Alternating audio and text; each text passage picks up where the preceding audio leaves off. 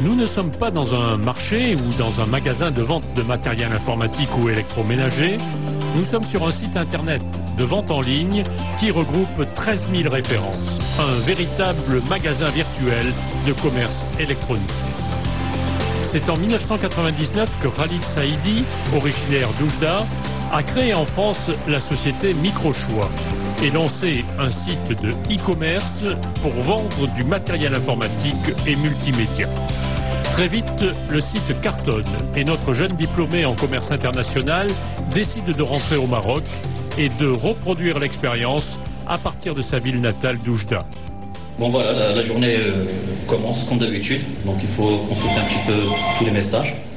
Aujourd'hui c'est une journée un petit peu exceptionnelle, c'est une journée d'arrivage de marchandises. Donc il faut toujours se renseigner auprès du transitaire. Donc il faut savoir si tout s'est bien passé, si la marchandise va partir à l'heure. La journée de Khalid Saidi commence toujours par le traitement des quelques dossiers qui bloquent, soit au niveau du transport ou au niveau de la douane. Aujourd'hui, il est sur ses gardes.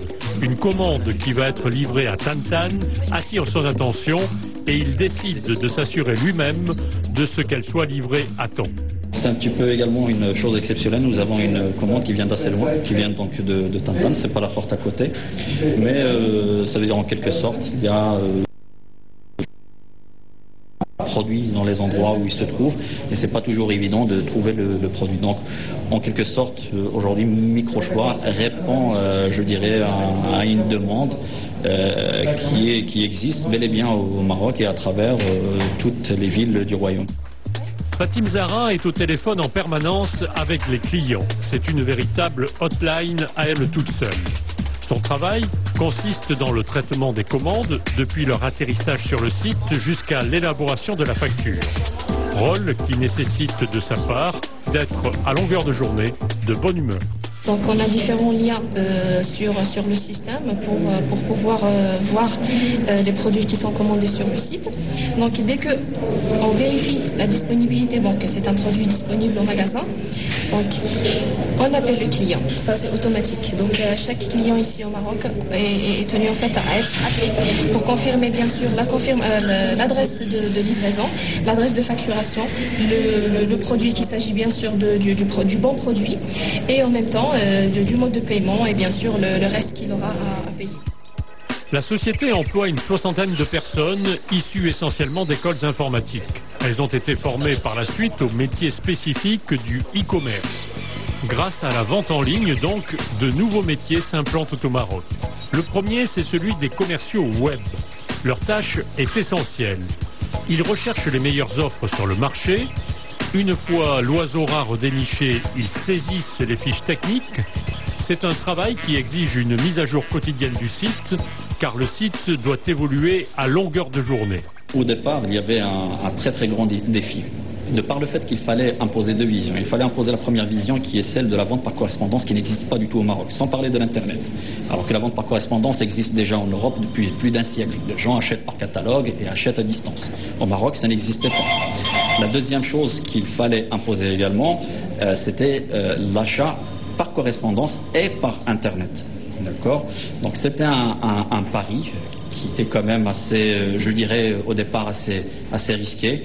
Mais on a supposé qu'il n'y a aucune raison que le client marocain soit différent du client français, allemand ou autre.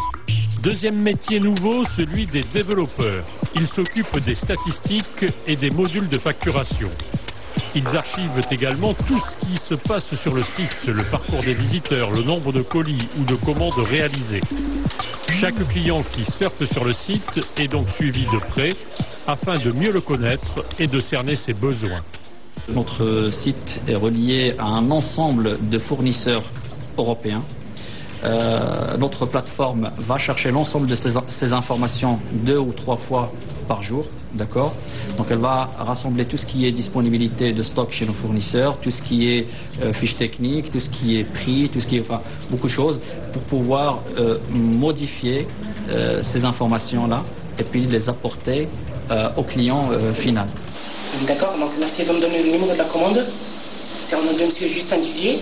Le client peut aussi se renseigner sur sa commande via le call center qui gère les appels qui proviennent du Maroc et de France. La plupart des appels reçus sont relatifs au mode de paiement. En fait, pour Microchoix Maroc, le paiement se fait par chèque ou en espèces, puisque le paiement par carte de crédit n'existe pas encore au Maroc. Dans le cadre actuel au Maroc, sans qu'il y ait de législation, ça aurait été difficile pour le client de payer par carte bleue un produit qu'il n'a pas encore réceptionné. Donc nous, notre atout au départ, c'est qu'on a voulu justement gagner cette confiance. On disait aux clients, vous commandez, pas de problème, vous ne avancez aucun fonds, vous attendez de recevoir votre marchandise et c'est à partir de là que vous payerez. À quelques mètres des bureaux se trouve le dépôt de la société. Une équipe de techniciens rassemble les ordinateurs commandés par les clients. Le service logistique, lui, s'occupe de la préparation des colis. Une fois le bon de commande prêt, l'article est emballé dans un film noir, le protégeant contre la casse, avant qu'il ne soit empaqueté. La livraison doit se faire, en principe, dans les 48 heures. Grâce à l'acharnement de Khalid Saïdi et de son équipe, la société a pu faire ses preuves en moins de 2 années d'existence. Mais cela n'aurait sans doute pas été possible sans l'apport de la société mère en France. Le lancement du site a nécessité des investissements qui sont très importants, que ce soit en termes de publicité, ce qui coûte d'ailleurs le plus cher, mais en termes également de ressources humaines qui sont également à un coût très important. Sans parler, nous en tant qu'entreprise qui avait déjà cette expérience, nous avons déjà bénéficié, on va dire, d'une plateforme qui était déjà là. Mais quelqu'un qui va tout démarrer à zéro, ça nécessite un certain investissement. Le nouvel objectif de la société, c'est l'ouverture de magasins de vente directe à travers le Maroc. Aujourd'hui, la stratégie de l'entreprise est donc d'avancer en parallèle aussi bien sur le site que sur les magasins, car le client marocain a besoin de visualiser et de toucher le produit avant de l'acheter. L'expérience a démontré que ce modèle fonctionne bien au Maroc, que le client marocain est prêt bel et bien à acheter par Internet. Reste maintenant à remédier aux problèmes relatifs au mode de paiement. Il faut que certains aspects soient verrouillés, donc notamment tout ce qui est signature électronique, tout ce qui est paiement en ligne, tout ce qui est cryptage et également le côté transport. Et une fois que tous ces éléments-là seraient verrouillés, d'une part, je dirais, des pouvoirs publics et des entreprises qui contribuent comme les messageries, tout ça, je pense qu'on peut avancer avec un marché qui sera générateur certainement d'emplois pour demain, qui sera générateur de richesse et puis qui donnera la possibilité aux consommateurs de consommer autrement, c'est-à-dire l'adapter et l'adopter comme étant un modèle de distribution à part entière, comme c'est le cas de la grande distribution qui a mis un certain temps pour s'imposer, comme c'est le cas du commerce de détail. Aujourd'hui, le commerce électronique, c'est une réalité.